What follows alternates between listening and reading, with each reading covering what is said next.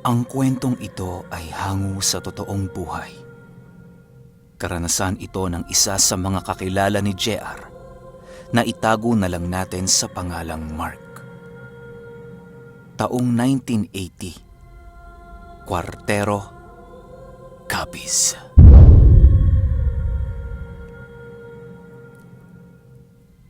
Itong mga panahong ito, kasalukuyang naninirahan si Mark sa kanyang tiyahin sa Cuartero.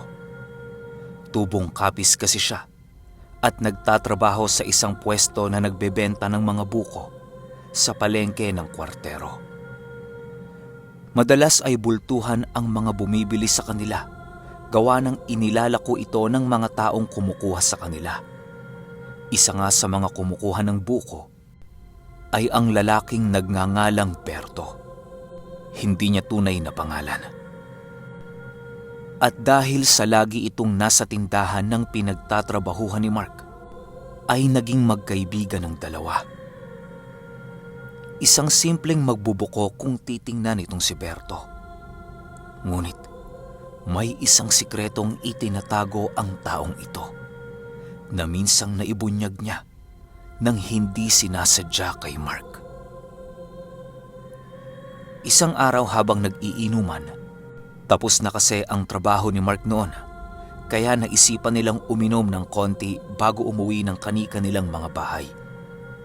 Konting kwentuhan at asaran.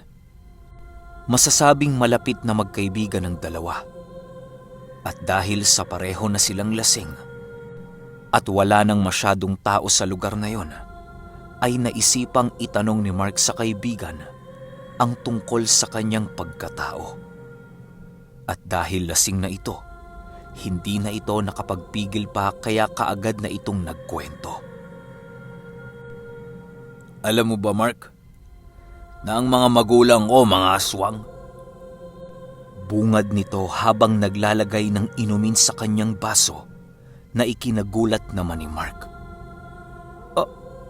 Aswang? Seryoso ka ba, Berto? Huwag ka nga magbiro ng ganyan. Mamaya may makarinig sa'yo eh. Isipin pa nila, totoo yun. Lasing na wika ni Mark. Hayaan mo silang mag-isip ng gusto nila. Dahil totoo naman eh. Kilala ng lahat ang pamilya ko dito sa Cuartero, Mark. Alam nila ang mga bagay tungkol sa mga magulang ko. At maliban sa pagiging aswang, ang tatay ko ay isa ding mambabarang. Ano? Natatakot ka na, ano?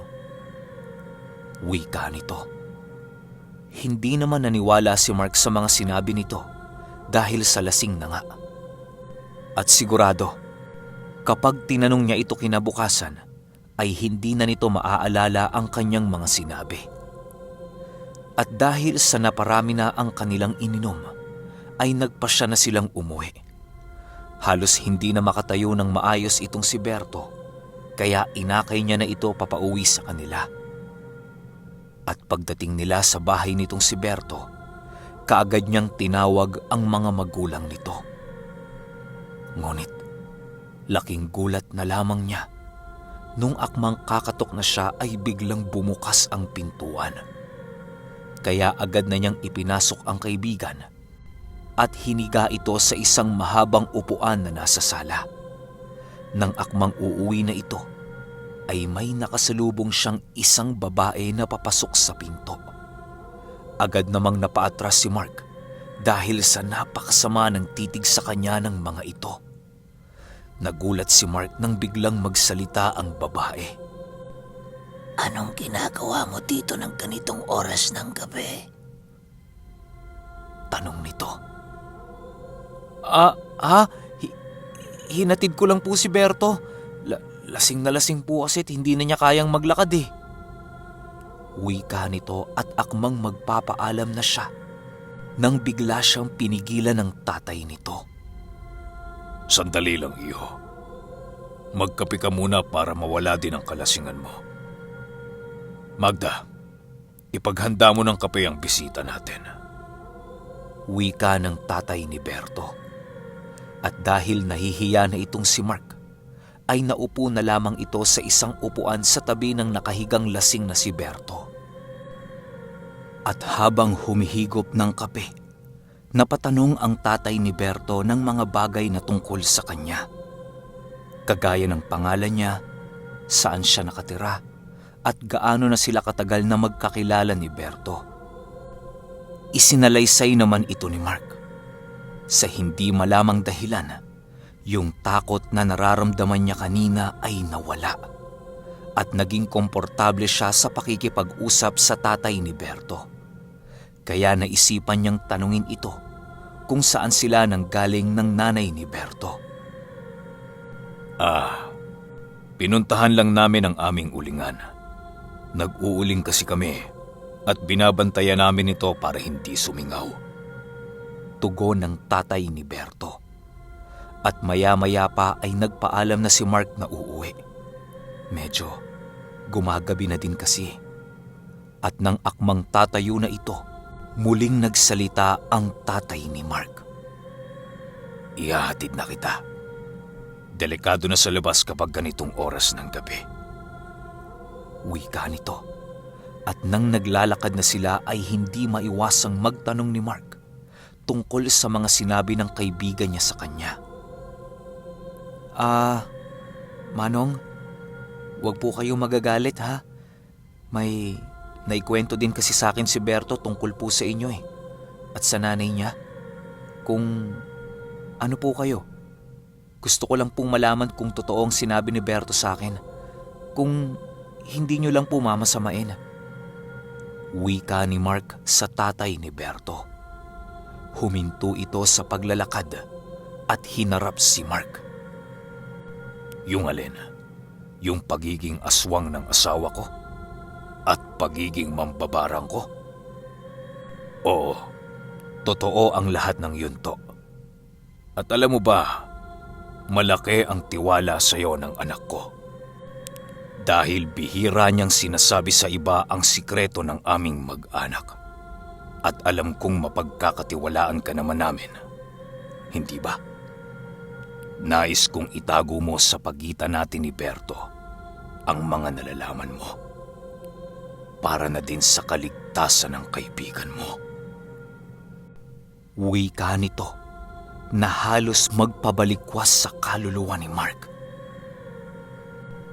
At nangako ito na walang sino mang pagsasabihan tungkol sa mga nalalaman niya.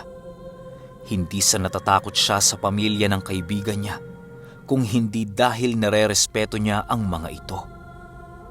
Kinabukasan, maagang nagbukas si Mark ng tindahan. Araw kasi ng linggo at maraming tao ang mamimili pagtapos ng misa. Habang nag-aayos ng mga buko na paninda nila, ay bigla namang dumating si Berto. Laking gulat niya dahil hinampas siya ni Berto ng daladala nitong tuwalya. Oh Mark! Ano oras ka na umuwi kagabi? Nalasing na ako pre. Pagising ko nasa bahay na nga ako Hindi ko na alam kung ano yung mga nangyari. Ikaw ba tol? Matawa-tawang wika nito. Ha? Hinatid kita kagabi. Sobrang lasing mo na kasi. Sagot ni Mark. Nanlaki ang mga mata ni Berto dahil sa sinabi ni Mark. Ano? Pumunta ka sa bahay? Naloko na. Anong ginawa sa iyo ng tatay ko? Nag-aalalang tanong ni Mark. Wala naman pre. Mabait nga ang tatay mo Hinatid niya pa ako hanggang paanan ng burol. Langya, ang taas pala ng burol na inaakit baba mo araw-araw? Tugon ng kaibigan.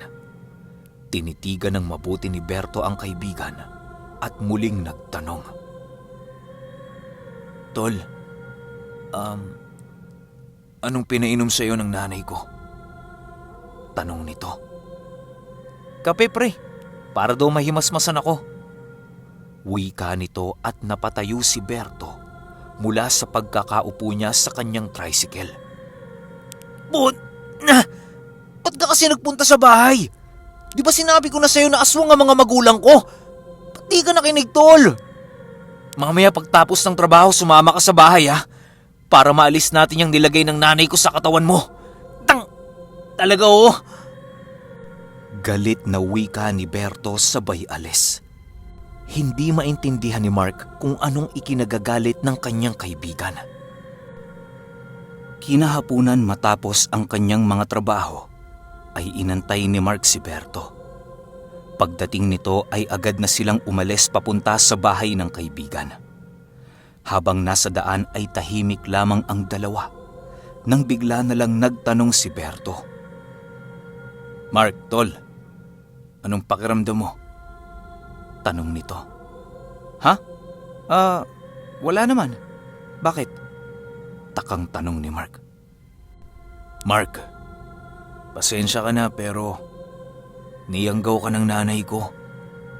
Malungkot na wika ng kaibigan. Pagdating nila sa bahay ni Berto, kaagad silang nilapitan ng tatay nito. Tinanong kung bakit nandoon si Mark. At sinalaysay naman ni Berto ang ginawa ng kanyang ina na hindi pala alam ng tatay niya. Kaya agad na nagsagawa ng panggagamot ang tatay ni Berto. At dahil hindi pa ganong katagal ang pagkakatanim ng sumpa, ay madali itong nailabas ng tatay ni Berto. Pagdating ng nanay ni Berto ay agad nitong binulyawan ng tatay niya. "Magda! Anong ginawa mo sa taong to? Hindi ba may usapan tayo na hindi mo siya gagalawin?" Galit na wika nito sa nanay ni Berto. Pinangangalagaan ko lang ang sikreto natin. Sagot nun. At agad ding lumabas ng bahay. Maya-maya ay bumangon na si Mark. Nawalan kasi ito ng malay sa proseso ng panggagamot. Anong nangyari? Ba't ako nawalan ng malay?" Bungad nito at ikinuwento sa kanya ng tatay ni Berto ang mga nangyari. Laking pasasalamat niya na natanggal sa katawan ni Mark ang sumpa na itinanim ng nanay ni Berto. Kinabukasan, balik sa trabaho ang dalawa kagaya pa din ng dati. Sa umaga kukuha ng buko si Berto sa pwesto nila Mark. At pagdating ng hapon ay mag-e-entrega na ito. Wala namang kakaibang naganap sa dalawa noong mga araw na yon. Hanggang isang umaga, habang nagkakarga ng mga buko si Berto sa kanyang tricycle, ay may napadaang isang binata. At may kakaiba siyang naramdaman dito. Kung hindi nyo kasi na itatanong, may mga gamit din si Berto at ilang dasal na nalalaman mula naman sa tatay niya. Kaya naglakas loob siyang sundan ng binatang yon. Dala-dala ang kanyang gulok ay pumasok siya sa loob ng palengke at nakita niyang namimili ng tsinelas ang bata. Kaya sinalubong niya ito at tinitigan ng masama dahil nais niyang makuha ang atensyon nito. Ngunit hindi siya pinansin ng binata. Sa halip ay nagtuloy lamang ito ng pamimili ng tsinelas.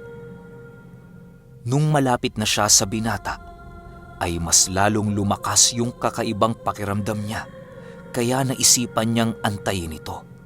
At tamang-tama namang sa likod ito dumaan kaya hinarang niya ito. "Manong, sino po kayo at anong kailangan ninyo?"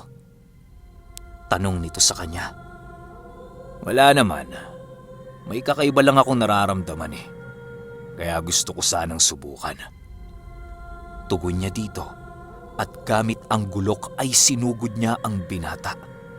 Ngunit laking gulat niya dahil hindi siya makagalaw na tila ba may nakahawak sa kanyang mga kamay hanggang sa nabitawan niya ang gulok dahil may tila pumipilipit sa kanyang kamay. "Ayaw pa sana kitang labanan eh. Kaso kapag hindi ko ginawa yon, baka ako naman ang mapahamak. Kaya pasensya ka na Manong ha. Mauna na ako sa'yo." Wika ng binata sa kanya at agad din itong umalis. Nang mahimasmasan ay agad din siyang tumayo at lumakad pabalik sa pwesto nila ni Mark. At nagpatuloy sa pagkakarga ng mga buko. "Uy pre, saan ka ba nang galing? Ba't mo naman iniwan yung tricycle mo dito?" Tanong ni Mark kay Berto. "Wala, Bigla kasi akong natae pare. Tsakit ng tiyan ko. Wika nito. Agad na ding lumakad si Berto upang maglako ng buko. At dahil sa pangyayaring yon, ay hindi mapakali itong si Berto. Kaya kinahapunan ay niyaya niya si Mark na mag-inuman sa kanilang bahay. Wala naman ang dapat pang ikatakot si Mark dahil humingi na ng tawad ang nanay ni Berto sa kanya at hindi na nito uulitin pa ang ginawa nito. Sa katunayan ay, naging malapit pa nga itong si Mark sa mga magulang ni Berto. Habang nag-iinuman sila, ay naikwento ni Berto sa tatay niya ang nangyari sa palengke. Nagulat si Mark kasi hindi niya alam ang bagay na yon. Ang kwento sa kanya kasi ng kaibigan niya, sumakit lang ang tiyan nito. Ang nakabangga mo ay ang anak ng manggagamot sa kabilang barangay. Kung hindi ako nagkakamali, apo yon ni Sabio. Wika ng tatay ni Berto. Kakaiba talaga yung pakiramdam ko sa kanya, tay. Yung parang may kung anong humihila sa akin papunta sa kanya.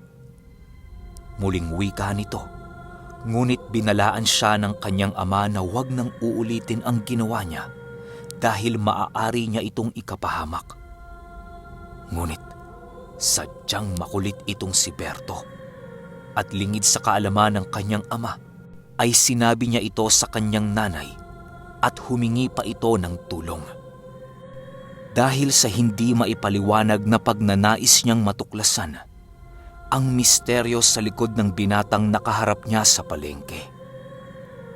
Kinabukasan, habang nagkakarga ng buko sa kanyang tricycle, napansin ni Mark na matamlay ang kanyang kaibigan. Kaya kaagad niya itong nilapitan at kinausap. Pre, ano nangyari sa'yo? Bakit parang ang tamlay mo yata ngayon? Tanong ni Mark. Pre, sasabihin ako sa'yo ha, pero huwag mong babanggitin kay tatay. Pinasa na ni nanay sa akin yung pagiging aswang niya. At ilang araw na lang, mamamatay na siya. Wika nito, na lubha namang ikinagulat ni Mark. Dagdag pa ni Berto, sa oras na pumanaw ang kanyang ina, ay siya namang pagkabuo ng kanyang pagiging aswang. Nanlumo ang kaibigan sa sinabi ni Berto, pero wala na siyang magagawa dahil nasa katawan na ng kaibigan niya ang mutya ng nanay nito. Makalipas nga ang ilang araw, namatay ang nanay ni Berto. At napag-alaman na din ng tatay niya na siya ang sumalo ng pagkaaswang ng nanay niya. Kinausap siya ng tatay niya ngunit nagmatigas lang si Berto dahil ayon sa kanya ay ninais niya din ito. Gusto niyang maging malakas para sa susunod na paghaharap nila ng binatang nakilala niya sa palengke. Matapos mailibing ng nanay ni Berto, ay hindi ito pumunta sa pwesto ni na Mark para kumuha ng ilalakong buko. Nag-alala ang kaibigan niya, kaya minabuti na ni Mark na puntahan ito sa kanilang bahay. At laking gulat ni Mark dahil nadatnan niyang walang katao-tao ang bahay ng kaibigan niya. Inisip niyang baka nag-uuling na naman sila kaya walang tao. Napagpasyahan na lamang niyang bumalik kinabukasan. At nung araw ding yon, ay laking gulat ni Mark dahil nagpakita sa kanya ang tatay ni Berto. Malungkot ang mukha nito at mahahalata mong namomroblema. Agad niya itong nilapitan at inayang uminom ng kape sa kapihan sa tabi ng pwesto ni na Mark. Nakita mo ba ang kaibigan mo, Mark? Malungkot na tanong ng tatay ni Berto. Hindi po eh. Sa katunayan yan, pumunta ako kaninang umaga sa inyo para sana kausapin siya. Kasi ilang araw na siyang di nakakapaglako eh. Nag-aalala ako sa kanya pero nadatnan kong walang tao ang bahay ninyo. Kaya bumaba na lang ulit ako dito sa bayan. Tugon ni Mark. At napag-alaman niya na matapos ang libing ng nanay ni Berto ay hindi na ito umuwi sa kanila. Ang pangamba ng ama ay baka hindi nito makontrol ang pagkaaswang at mambiktima ng mga tao. Tito, mabait na tao si Berto kaya alam kong makakayanan niyang kontrolin ang halimaw sa loob ng katawan niya. Kagaya niyo ni Tita Magda. Alam kong makakayanan niya yon, kaya ipanatag niyo ho ang inyong loob. Wika ni Mark. Hindi mo naiintindihan ang sinasabi mo, Iho. Kakaiba ang lakas ng isang bagong aswang. Lalo na kapag bago pa lamang. Hindi kayang kontrole ng isang bagong aswang ang kanyang pagkahayok sa dugo at laman ng isang tao. Yan ang ikinakatakot ko, Mark. Baka mapatay siya ng mga manggagamot at mga bertudes na makakasagupa niya. Wika ng tatay ni Berto. Nung mga panahong ito kasi, napakaraming mga bertudes at pangkat na pumapatay ng mga aswang sa kwartero at kabilang sa mga ito ay ang pangkat ng mga manggaaw. Mula naman sila sa karatig bayan ng Panitan. Sinasabing ang mga ito ay ang mga pangkat ng kalalakihang may hawak na anting-anting na karaniwang ginagamit pangpatay o pangparusa sa mga aswang. Ito ang kinakatakutan ng tatay ni Berto na makasagupa ng kanyang anak sa kadahilanang ang mga ito ay talagang walang awa kung pumatay ng mga aswang. Pinupugutan nila ito ng ulo at isinasabit sa tabi ng daan o di kaya naman ay binabalatan nila ng buhay ang mga nahuling aswang at iginagapos sa mga puno upang mamatay. Kaya kinilala ang bayan ng Panitan dahil sa mga manggaaw o ang pangalang Panitan ay mula sa katagang panitan o binalatan. Ilang araw pa ang nakalipas ay nabalitaang may mga namamatay na hayop sa bayan. Inisip ni Mark na baka ang kaibigan niya ang may kagagawa ng mga pagpatay na ito. Kaya agad ding tinungo ang bahay ni Berto at sinabi sa tatay nito ang mga nangyayari. Salamat sa impormasyon, Mark. Hayaan mo, maglilibot ako sa gabi. Baka sakaling makita ko ang kaibigan mo. Babalitaan na lamang kita. Wika ng tatay ni Berto. Sinabi din ni Mark na nais niya sanang sumama, ngunit hindi pumayag ang tatay ni Berto dahil sa mapanganib ito para sa kanya. Lalo pa kung magkakabanggaan sila ni Berto dahil hindi na ito kumikilala ng kaibigan o kamag-anak. Nanlumo ang binata sa sinabi ng tatay ng kaibigan niya. Ngunit tiwala naman siyang gagawin ng tatay ni Berto ang lahat upang mahanap at mailayo sa kapahamakan ang kanyang kaibigan. Makalipas ang 1 linggo, habang nag-aayos ng mga bukong paninda si Mark, ay bigla siyang napasulyap sa isang lalaking kahawig ni Berto. Madungis nga lang ito at talagang nanlilimahid ang itsura. Tinawag niya ito ngunit hindi nito narinig si Mark. Hanggang sa nilapitan niya na ito at hinawakan. Nakumpirma niya na ang taong yon ay si Berto at tila hindi nito nakikilala si Mark. Agad itong nagtatatakbo papunta sa kabilang barangay. Sinundan niya ito sa pag-asang mapipigilan niya ang kaibigan. Ngunit habang sumusunod siya sa kaibigan, ay may namataan siyang isang matandang lalaki na naglalakad sa daan. Loob na ng kawayanan ang lugar na yon kaya medyo madilim na din. Nagkubli si Mark sa isang puno para hindi siya mapansin ng matandang lalaki.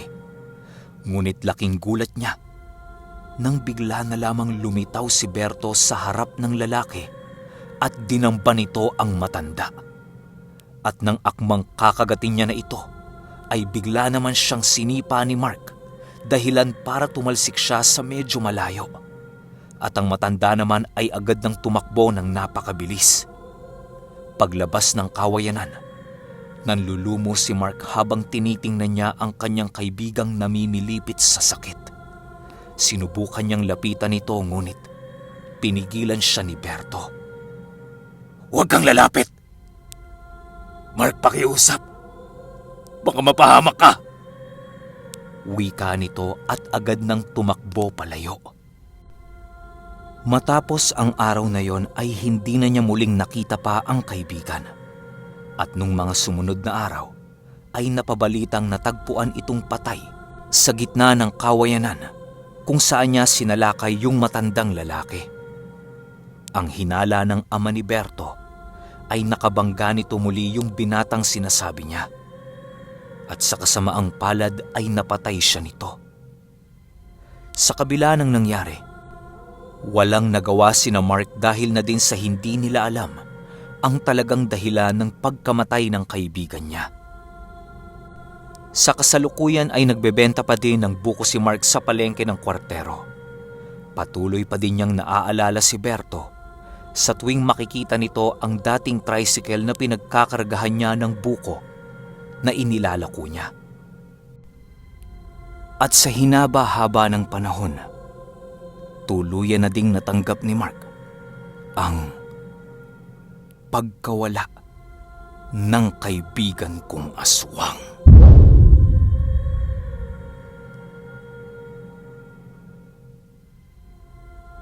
Okay, shout out muna natin yung bagong warrior member ko na si Usapang Master Tips. At sa mga nag-renew ng badge na sina Lavi Delry at kay Boss Incognito Stories. Subscribe kayo dyan, guys. Well, sorry wala tayong random subs kasi nakalimutan ko mag-pin comment. Hindi bale, babawi ako sa inyo sa susunod. Ang masasabi ko lang sa kwento, ang ganda pa rin ng pagkakaibigan. Alam nyo, yan yung kapangyarihan ng tunay na kaibigan. Yun kung meron kayong tunay na kaibigan. Sa kabila ng sakit, hirap na pinagdadaanan nito, iniisip pa rin nila yung kapakanan mo, yung kaligtasan mo. Sa panahon kasi ngayon, medyo mahirap nang makakita ng ganyan di ba? Yung handaan nilang isakripisyo yung sarili nila. Though wala namang sakripisyong naganap sa kwento, pero kasi alam pa rin ni Berto yung pag-iisip niya. Kasi kung pakikinggan nyo na maigi yung kwento, ang sabi ng tatay niya, di ba, wala na yung control. Pero nakontrol pa rin yun ni Berto alang-alang sa pagkakaibigan nila. Pero kayo, kung may opinion kayo sa kwentong ito, i-comment nyo lang sa baba. Yun lang. Hanggang sa susunod na kwento. Salamat.